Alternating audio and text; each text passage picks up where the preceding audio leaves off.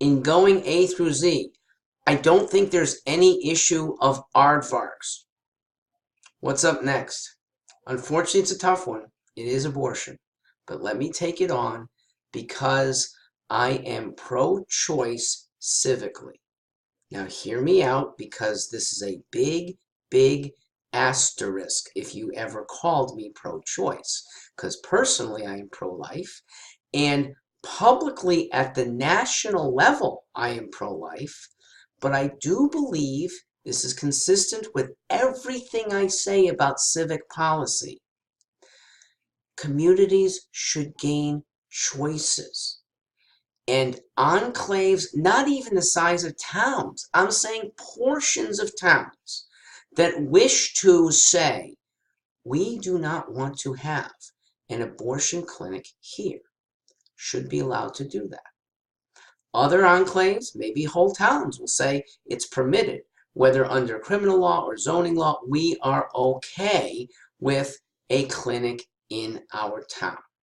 It's not going to happen statewide, and thus it's going to be a place for women who absolutely feel that abortion is the right procedure. I would like to say that it ought to come. Ought, again, I'm not going to force it, with all the counseling and the options that are available short of snuffing out a baby, because that is what abortion is. Doctors should be giving those options. The community should be giving those options. It's very easy on the financial end. There is no financial issue with a mother who would like to take a pregnancy to term and knows that she's not going to be best to keep the baby.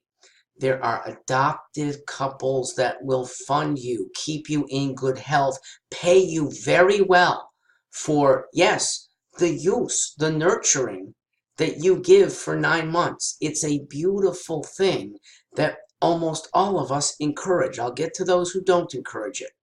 Almost all of us know what a relatively heroic thing it is to bring a baby to term when the baby will not be your child thereafter. Ask almost any mom who's grappled with the decision and decided to give birth after all, whether she kept her baby or gave it up for adoption. She's almost certainly, I think this is a 99.8% certainty that she is happy. Go and ask people who've had procedures that snuffed out their babies. The rate is about 50-50 whether they are happy with what they did.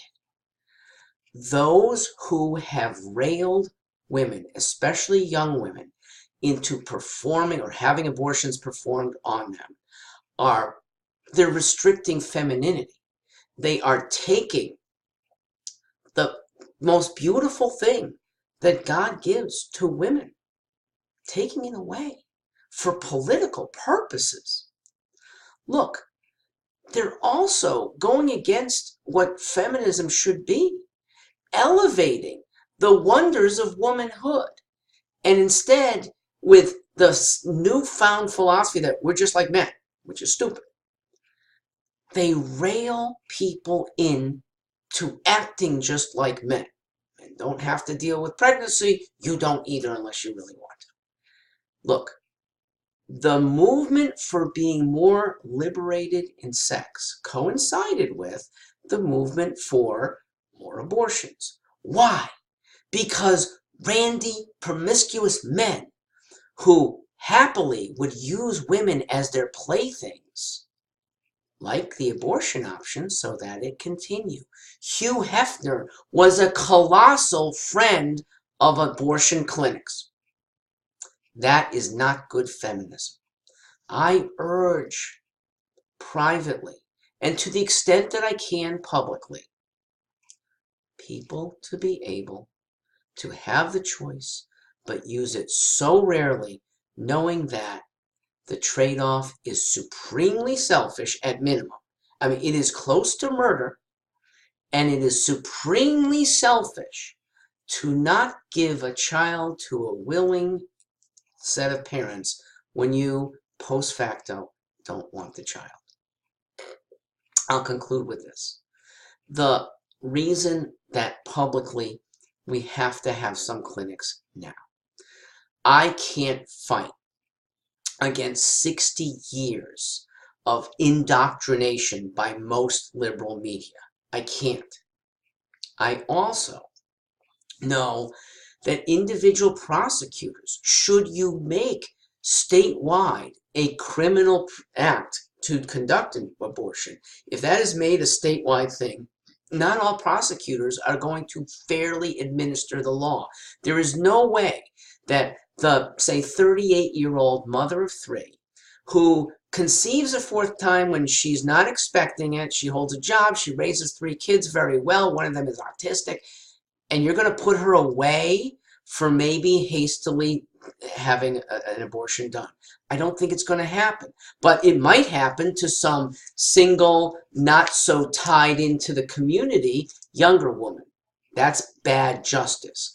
Even the doctor, for whom I do hold more culpability, doctors know what they're doing when they snuff out babies' lives, okay? But the well-heeled, Yale-educated medical professional, I don't think is getting put behind bars, even by a very zealous Southern prosecutor. So I think it should be criminalized where a few enclaves decide that's the right thing to do. But with it just being in a few places, women still have plenty of choices if they want to go through with what most of us think is an odious, at minimum, highly selfish act. I turn people to advocates like Ben Shapiro, advocates like every woman who has given birth despite not initially wanting to go through. Speak with them first.